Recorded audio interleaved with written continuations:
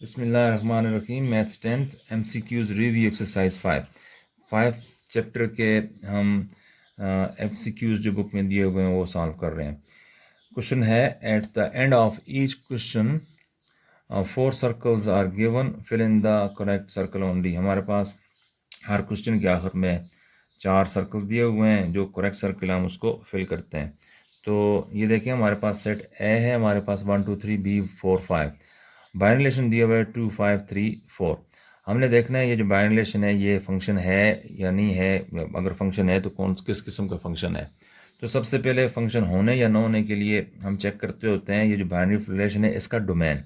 तो इसका डोमेन जो है, डोमेन होता है बाइनरी रिलेशन जो दिया हुआ है उसके फर्स्ट एलिमेंट्स का सेट। हर ये हमारे पास फर्स्ट पेयर है, इसका फर्स्ट एलिमेंट 2 है, ये दूसरा पेयर है, इसका फर्स्ट एलिमेंट 3 है।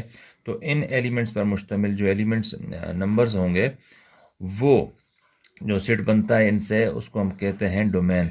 तो इस बाइनरी रिलेशन आर का डोमेन है, डोमेन ऑफ आर 2 3 बनता है। देखो 2 3, और ये 2 3 जो है सेट ए के इक्वल होना चाहिए, यानी फर्स्ट सेट के इक्वल होना चाहिए। तो ये सेट ए के इक्वल नहीं है, यहाँ पर 2 3 है जबकि यहाँ पर 1 2 3 है। 1 जो है कम है, लिहाजा जब डोमेन सेट फर्स्ट सेट के बराबर ना हो तो वो फंक्शन नहीं होगा बाइनरी रिलेशन। लिहाजा ये वाला जो बाइनरी रिलेशन है it is not a function, ये फंक्शन नहीं है, इसलिए इसको आप फिल कर लें।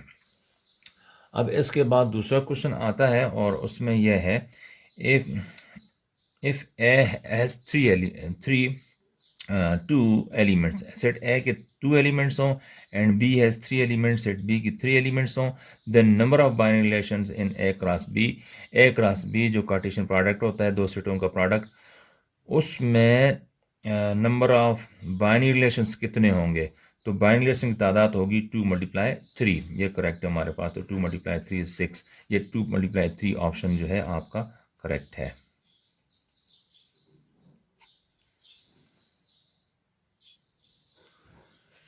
क्वेश्चन नंबर 3 है which of the following is an example of disjoint set. ये कुछ ऑप्शंस दिए हुए हैं, इनमें कौन सा डिसजॉइंट सेट की एग्जांपल है, यानी डिसजॉइंट है। तो डिसजॉइंट पहले समझ लें डिसजॉइंट होता क्या है। डिसजॉइंट सेट ऐसा सेट होता है जिसमें यानी डिसजॉइंट सेट का मतलब है कि दो सेट्स में कोई भी एलिमेंट कॉमन ना हो तो उन दो सेट्स को हम डिसजॉइंट सेट्स बोलते हैं, ठीक है। तो अगर कोई कॉमन हो तो हम उसको ओवरलैपिंग सेट कहते हैं। तो यहाँ पर हम देखते हैं ऐसे दो कौन से सेट हैं जिसमें कोई भी एलिमेंट कॉमन नहीं है। तो वो दो सेट होंगे उनको हम कहेंगे दीज आर डिसजॉइंट सेट्स। तो यहाँ पर देखें तो 1 0 1 2 3 है, तो यहाँ 0 0 1 2 3 दोनों ये डिसजॉइंट नहीं है, ये तो बिल्कुल सिमिलर हैं, इक्वल सेटेड हम कह सकते हैं। इसी तरह आगे आए तो हमारे पास 0 2 4 6 है, तो यहाँ पर 2 4 6 8 है। तो 2 इधर भी है, इसमें भी, इसमें 4 इसमें भी है, इसमें भी 6 भी है, यानी 3 एलिमेंट्स इसमें कॉमन है। लिहाजा ये तो ओवरलैपिंग सेट हुआ, ये डिसजॉइंट नहीं है। 0 3 6 9, यहाँ 9 इधर भी है, इधर भी है, इन दोनों सेट्स में 9 कॉमन है, ये भी डिसजॉइंट सेट ना हुआ, ये भी ओवरलैपिंग सेट है। 0 4 8 12, 6 10 14 18, ये जो दो सेट्स हैं इनमें कोई एलिमेंट भी कॉमन नहीं है, ये डिसजॉइंट सेट हुआ। तो ये यानी ये सेट्स जो हैं डिसजॉइंट हुए हैं, इनमें कोई एलिमेंट भी कॉमन नहीं है, इनको हम डिसजॉइंट सेट कहते हैं। नेक्स्ट है if the universal set U जो है it is a set of X such that X is a positive odd integer and less than 30। ये यूनिवर्सल सेट है, पॉजिटिव इंटीजर पर मुश्तमिल है, लेस देन 30, यानी 1 से लेकर 20 पॉजिटिव इंटीजर्स, हाँ 1 से लेकर 29 तक ये यूनिवर्सल सेट बनता है। इसमें R जो है 1 5 7 एक सेट आर है जिसकी वैल्यूज़ हैं जिसके एलिमेंट्स हैं 1 5 7, और एक और सेट एस है जिसके एलिमेंट्स हैं 1 3 7 11 13। How many elements are in R intersection S whole complement. कहता है कि R intersects whole R intersection S whole complement में कितने एलिमेंट्स होंगे, तो ये हमने फाइंड करना है। सबसे पहले तो सेट यू हम लिखते हैं। गौर करें तो यहाँ पर लिखा हुआ है सेट यू, ये पॉजिटिव ऑड इंटीजर्स हैं। वैसे इंटीजर्स में तो नेगेटिव नंबर भी शामिल होते हैं, लेकिन यहाँ पर उसने कंडीशन लगाई है कि पॉजिटिव लेने हैं और ऑड इंटीजर्स लेने हैं। तो पहला पॉजिटिव ऑड इंटीजर हुआ 1, फिर दूसरा 3, यानी ऑड इंटीजर वो होते हैं जिन पर 2 डिवाइड ना होता हो, जो 2 से डिवाइड ना होते हों। तो 5, 7, 9, 11, 13, 15, 17, 19, 21, 23 और 25, 27, 29, ये सब हमारे पास ऑड इंटीजर्स आते हैं सेट यू में, जो यूनिवर्सल सेट में शामिल है। ये यूनिवर्सल सेट हो गया। हमारे पास जो दूसरा इसका सबसेट एक है वो है आर। तो लिखा है ये है आर के एलिमेंट्स हैं 1, 5 और 7। और एक और सेट दिया है वो है एस। जो एस है उसके एलिमेंट्स हैं 1, 3, 7, 11 और 13। तो ये हमारे पास दो सेट्स हैं। इसने लिखा है पहले हम आर इंटरसेक्शन एस फाइंड करेंगे, उसके बाद इसका कॉम्प्लीमेंट लेंगे। तो first we find R intersection S. R intersection S देखते हैं जी। आर इंटरसेक्शन एस का मतलब ये है आर और एस के ऐसा सेट जो आर और एस के कॉमन एलिमेंट्स पर मुश्तमिल हो। तो आर और एस में 1 दोनों में कॉमन है, इंटरसेक्शन में कॉमन लिए जाते हैं, ये हो गया। और ये 5 है, इसमें 5 तो है ही नहीं, ये 7 है, इसमें 7 मौजूद है, लिहाजा ये 1 और ये 7 जो है आपस में ये कॉमन बनते हैं, ये दो। ठीक है, बाकी ये 5 है तो 5 इस सेट में नहीं है। कॉमन सेट्स का जो कॉमन एलिमेंट्स का जो सेट बनता है इसको हम इंटरसेक्शन बोलते हैं।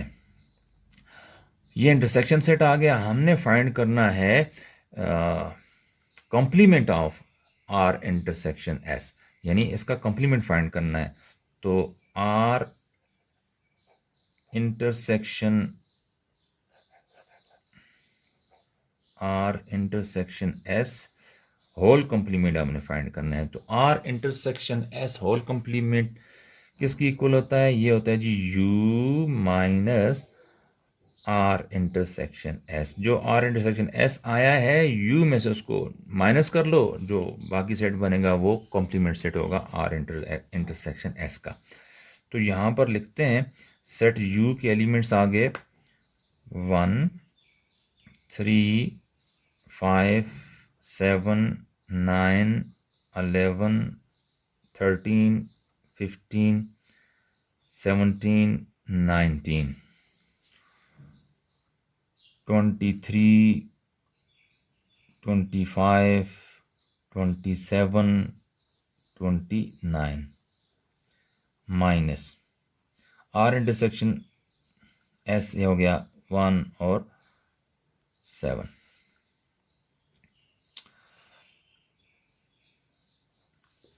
तो यहाँ से हम गिनती कर लेते हैं 1, ये 1 चूँकि इंटरसेक्शन ले रहे हैं तो हम इस u के वो एलिमेंट्स यहाँ लिखेंगे जो आर इंटरसेक्शन एस सेट में मौजूद ना हो।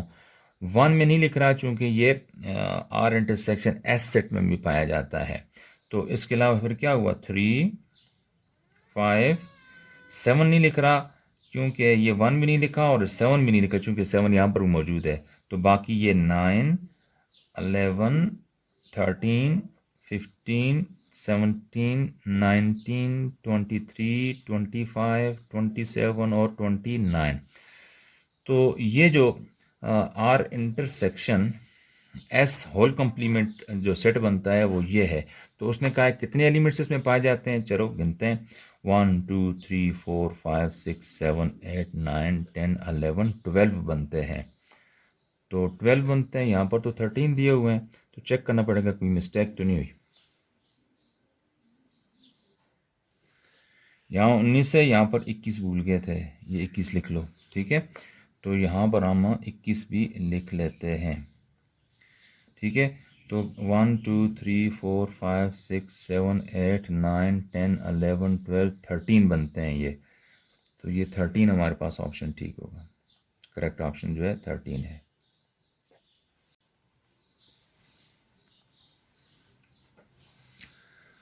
ये क्वेश्चन नंबर 7 है, if f is a function from a to b।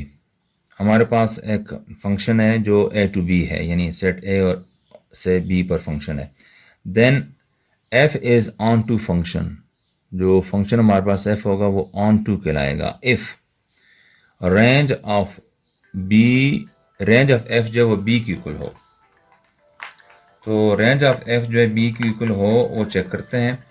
दूसरा ऑप्शन दिया हुआ है रेंज ऑफ f जो है a के बराबर हो। तीसरी बात लिखी है डोमेन ऑफ f जो है वो a के बराबर हो।